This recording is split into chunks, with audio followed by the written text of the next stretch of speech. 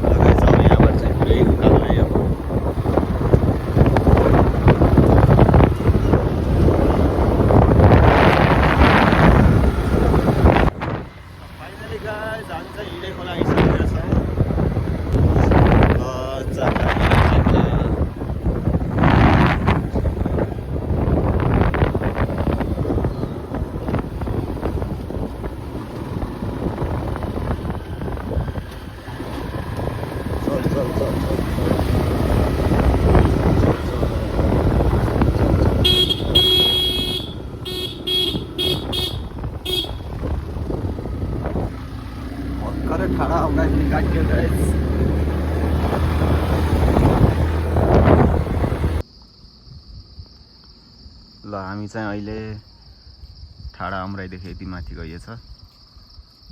ल हाम्रो चाहिँ डेनिम राइटर चाहिँ यहाँ हुनुहुन्छ। अब यहाँदेखि चाहिँ सुपा देउराली जान कति लाग्छ होला? 20 मिनट 10 मिनट हो। ल गाइज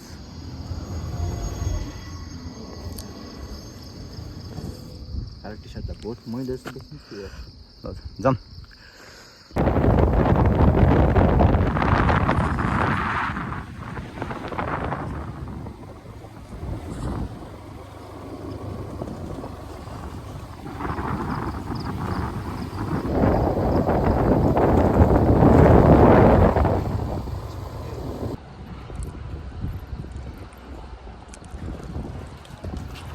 लगाइछ हामी चाहिँ भर्खरै सुपा देउराली आइसकेको छौँ है।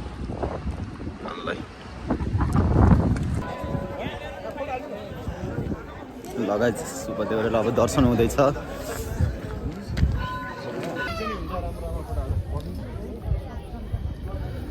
लगाइछ भर्खरै चाहिँ हामीले पूजासुजा गर्यो अनि फोटोसोटो खिच्ने क्रममा छौँ।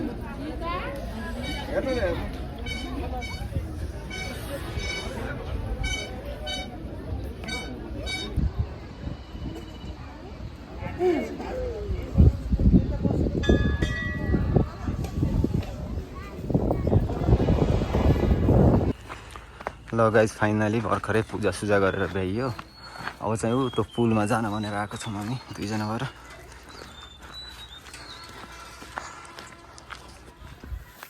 त्यो पुलमा चढ्ने मेरो सपना थियो, आज पुरा हुने भयो गाइज।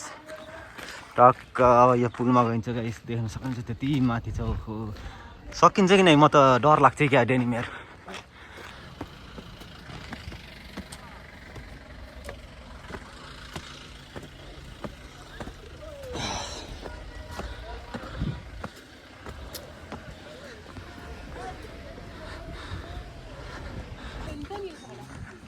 ल गाइजहरू हामी चाहिँ अहिले माथि सुपा देउरालीको पुलमा छौँ है। यस्तो माथि तल मन्दिर छ।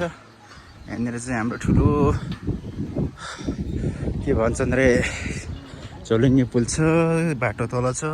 एकदम डर लाग्दो छ है पुल। फेरि मान्छेहरू चाहिँ डराउँछन् फेरि यो ठाउँमा, यस्तो टाइपको छ। उतै नजाम के फोटो खिच्ने त्यही बिच्चा बिच्चा।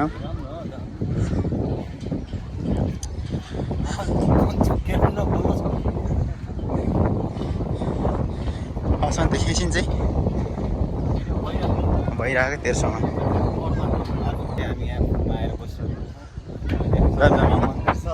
तलबाट हेर्दै जस्तो तलबाट देख्छ यहाँ माथि त्यस्तो केही लाग्दो रहेनछ। त्यही पारी जाने र हाम्रो डेनिम सर। ल मास्टर जान्छ त।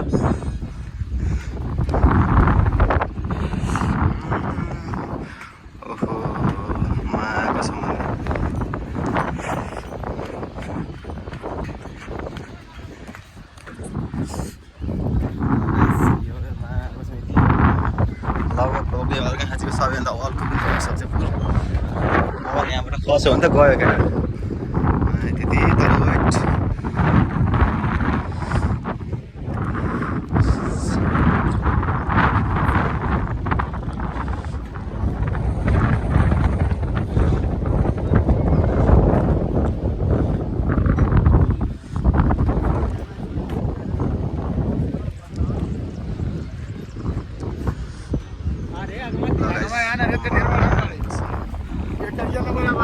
खै अङ्कल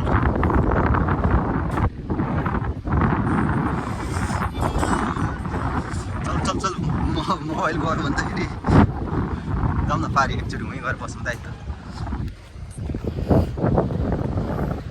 म तलबाट देख्दा चाहिँ बहुत डराएको थिएँ यार तर यहाँबाट त्यस्तो खासै माथिबाट चाहिँ आउँदाखेरि त्यस्तो डर हुँदो रहेछ